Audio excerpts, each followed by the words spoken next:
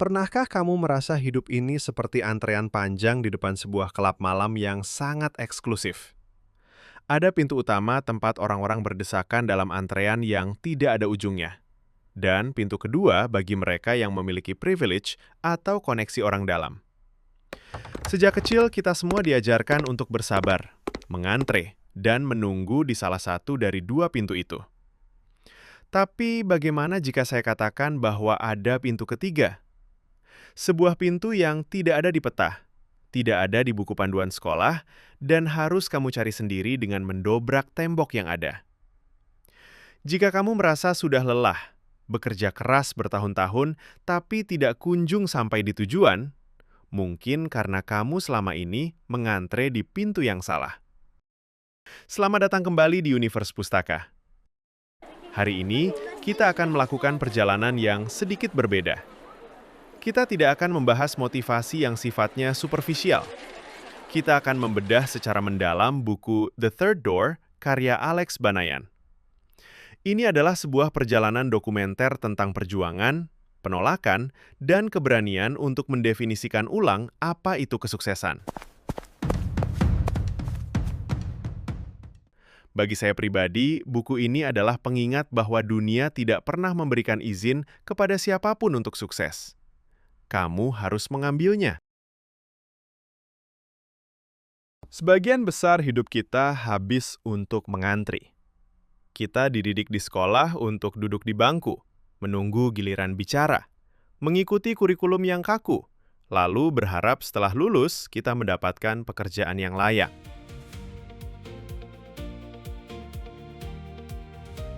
Kita percaya bahwa sukses adalah hasil dari kepatuhan terhadap sistem.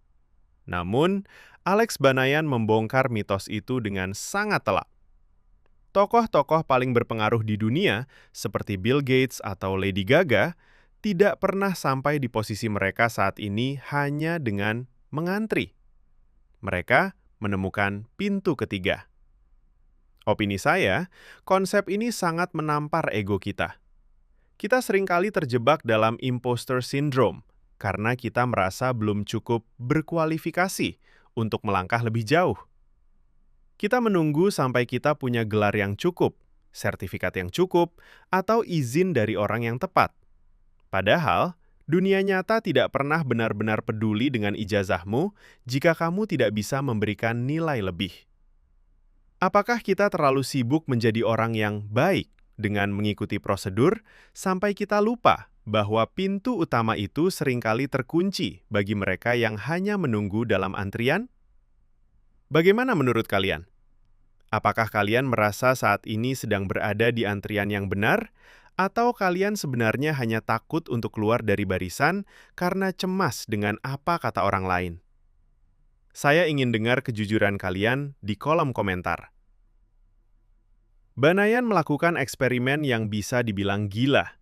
Dia mewawancarai tokoh-tokoh paling sulit dijangkau di dunia. Dia sadar, jika dia menggunakan jalur konvensional, seperti mengirim surel formal atau melalui jalur humas, dia pasti ditolak. Kebanyakan orang melihat penolakan sebagai tanda untuk berhenti. Tapi bagi pencari pintu ketiga, penolakan hanyalah data. Penolakan hanyalah sinyal yang mengatakan metode ini tidak bekerja. Coba ingat momen saat kamu merasa paling gagal. Apakah waktu itu kamu berhenti karena memang tidak mampu, atau hanya karena malu dan takut akan citra dirimu yang rusak? Secara pribadi, saya sering merasa malu. Dan rasa malu itulah yang sebenarnya menghentikan langkah saya lebih cepat daripada kegagalan itu sendiri. Padahal, jika kamu tidak ditolak, itu artinya kamu tidak mencoba hal yang cukup besar. Adakah penolakan dalam hidup kalian yang justru akhirnya membukakan pintu baru yang tidak pernah kalian duga sebelumnya? Ceritakan pengalaman kalian di bawah.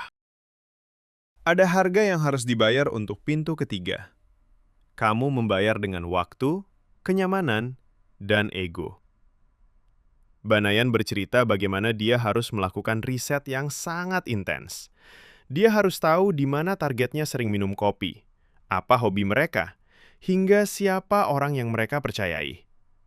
Ini bukan tentang stalking, ini tentang persiapan yang sangat dalam. Banyak orang gagal bukan karena kurang bakat, tapi karena mereka malas untuk melakukan riset mendalam. Mereka ingin hasil instan. Dunia ini keras, dan orang-orang sukses itu biasanya sangat sibuk. Jika kamu ingin diperhatikan, kamu harus menawarkan sesuatu yang unik. Atau setidaknya, kamu harus menunjukkan bahwa kamu sudah berusaha lebih keras dari 99% orang lainnya. Sudahkah kita berusaha dengan cara yang benar? Atau kita hanya berusaha keras di jalur antrian yang sudah macet total? Adakah bagian dari proses yang sebenarnya bisa kalian perbaiki, tapi kalian hindari karena merasa terlalu lelah? Mari berbagi perspektif. Mungkin pengalaman kalian bisa menjadi pintu ketiga bagi orang lain yang sedang membaca komentar. Musuh terbesar adalah diri sendiri. Musuh terakhir dari pintu ketiga adalah rasa takut. Takut terlihat bodoh. Takut kalau nanti setelah pintu itu terbuka, kita ternyata tidak tahu harus melakukan apa. Padahal, ketakutan adalah respons biologis agar kita tetap aman di dalam antrian. Menjadi mencolok adalah syarat mutlak untuk sukses di era ini. Keberanian bukanlah ketiadaan rasa takut.